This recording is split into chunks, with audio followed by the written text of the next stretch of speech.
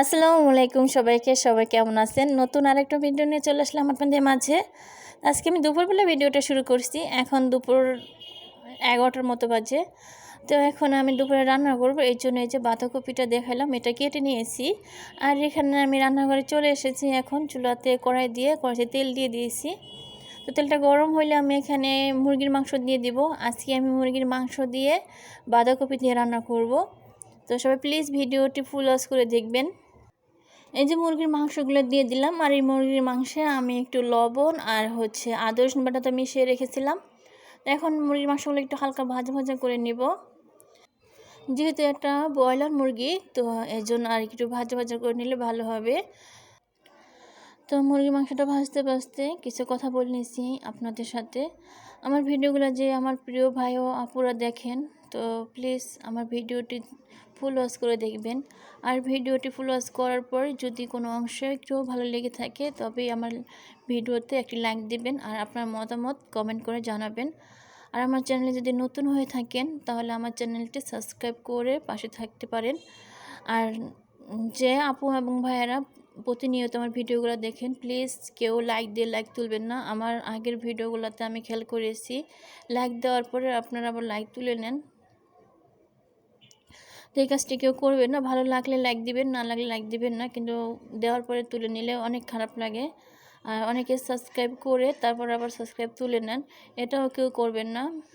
মানে এটা যারা কাজ করে তারাই জানে যে সাবস্ক্রাইব করার পরে আবার তুলে নিলে অনেক খারাপ লাগে। তো এখানে আমি মুরগির মাংসগুলো ভেজে নিয়েছিলাম। তো এখন আমি সব ধরনের মশলাগুলো দিয়ে দিয়েছি। এখানে আদা রসুন বাটা, হলুদ মরিচের গুঁড়া, ধনিয়া গুঁড়া, জিরা গুঁড়া সব দিয়ে আমি মশলা সাথে একটু পানি দিয়ে দেবো এখন। তারপরে আমি মাংসগুলো একটু কষিয়ে নেব।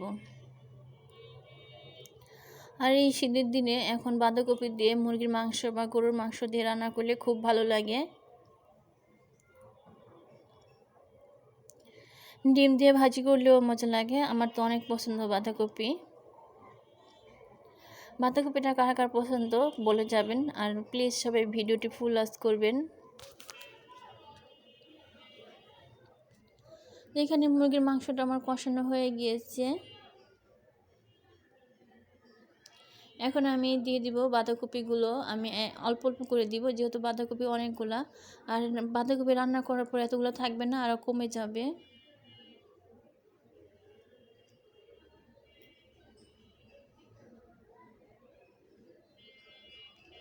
অনেক কমে যাবে, তো এই জন্য আমি অল্প অল্প করে দেবো। আর কিছুটা দিয়ে নিলাম এখন, আবার উল্টে পাল্টে একটু কমে যাওয়ার পরে আবার কিছুটা দিব। আর এখানে আমি সবগুলো দিব না, কিছুটা রেখে দেবো। আমি অনেক বেশি কেটে নিয়েছিলাম, কিছুটা রেখে দিব। তো সন্ধ্যার টাইমে আমি আরেকটা রেসিপি তৈরি করব, সেটাও দেখাবো এখানে এই ভিডিওতে আমি। তো এভাবে অল্প অল্প করে দিয়ে দিতেছি আমি এখানে। আর নাড়া দিয়ে দিচ্ছি, ভালো করে মিশিয়ে নিচ্ছি।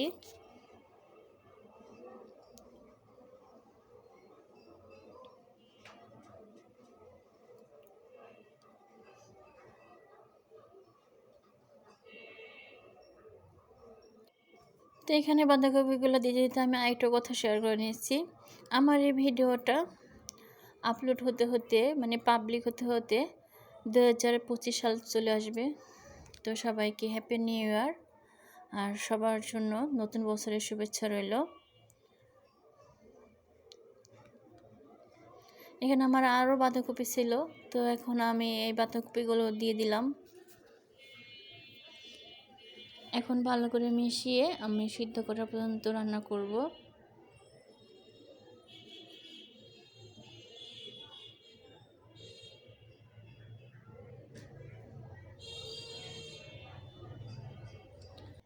আমার বাসাটা রাস্তার পাশে, এই জন্য বয়সের সময় অনেক শব্দ চলে আসে।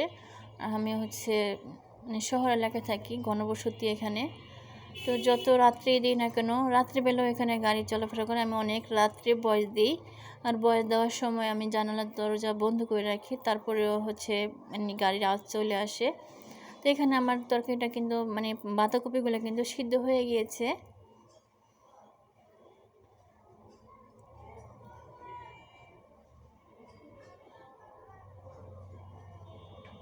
দেখুন কতগুলো বাঁধাকপি ছিল, এখানে একবার অল্প একটু হয়ে গেছে।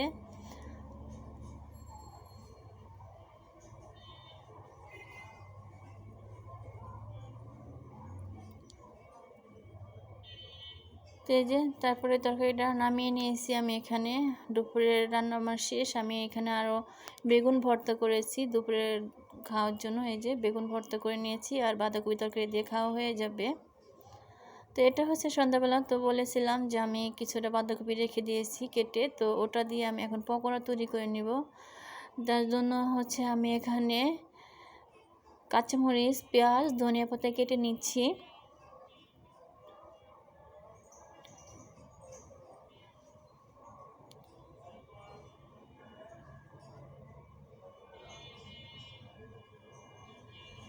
যে পেঁয়াজটাও আমি এখন কেটে নিব। যারা এতক্ষণ ধরে আমার ভিডিওটি দেখছেন সবাইকে অনেক অনেক ভালোবাসা।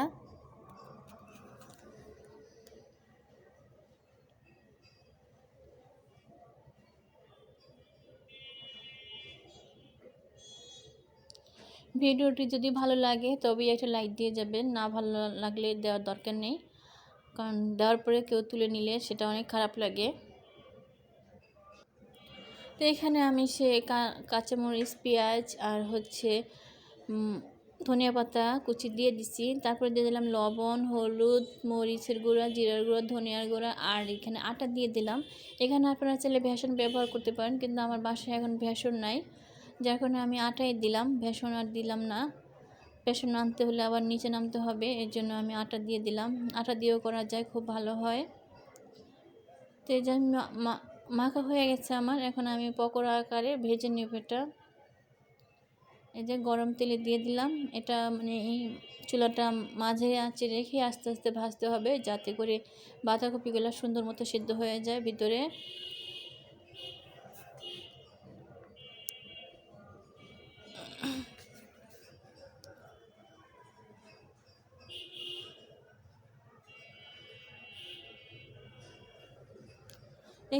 একে একে আমি অনেকগুলো দিয়ে দিলাম।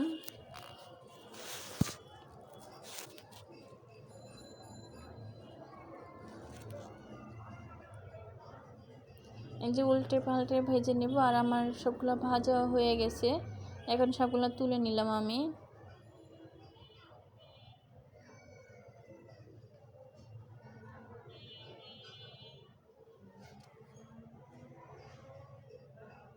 এই যে সবগুলো পকোড়া আমার হয়ে গেছে।